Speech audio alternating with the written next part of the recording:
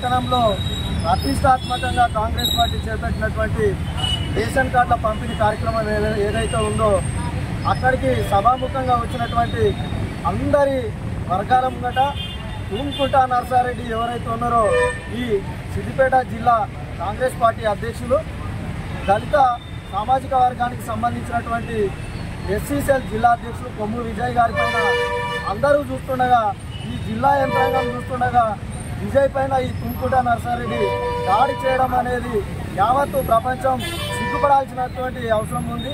ఈ కాంగ్రెస్ పార్టీ ఏదైతే చెప్తా ఉందో రాహుల్ గాంధీ గారు ఈ రాజ్యాంగ పరిరక్షణ యాత్ర అని చెప్పేసి గతంలో చేసినటువంటి పరిస్థితి ఉంది.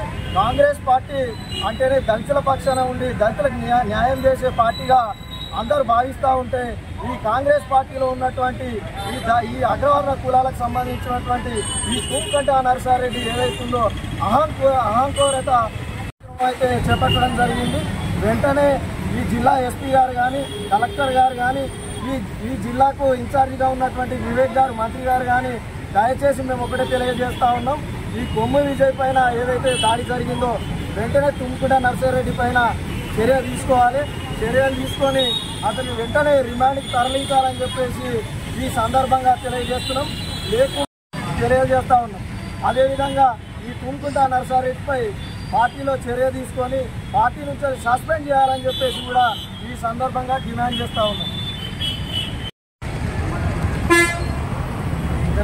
దళిత పరిరక్షణ చేస్తున్నటువంటి రాహుల్ గాంధీ గారు మన దేశంలో కానీ ఇంకా కూడా దళితుల పట్ల వివక్షత చూపుతున్నటువంటి అనేకులు ఉన్నారు.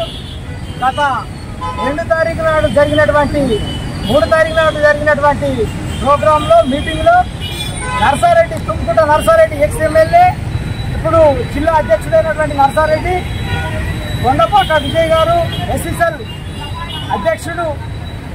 అధ్యక్షుడైనటువంటి కొండపాక విజయ్ గారి పట్ల దురుసుగా మాట్లాడడం ఇది ఖండిస్తున్నాం. మేము 3 తారీఖున రేషన్ కార్డుల పంపిణీ కార్యక్రమంలో గజ్వెల్ పట్టణంలో జరిగినటువంటి కార్యక్రమంలో నర్సారెడ్డి ధోరణి చాలా బాధాకరం.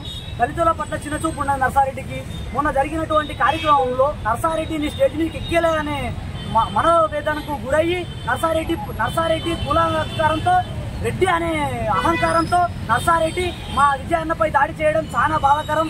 ఈ దళిత సంఘాలు అన్ని ఖండిస్తున్నాము. నర్సారెడ్డి పైన కాంగ్రెస్ పార్టీ చర్య తీసుకోవాలి, కాంగ్రెస్ పార్టీ నుండి సస్పెండ్ చేయాలి.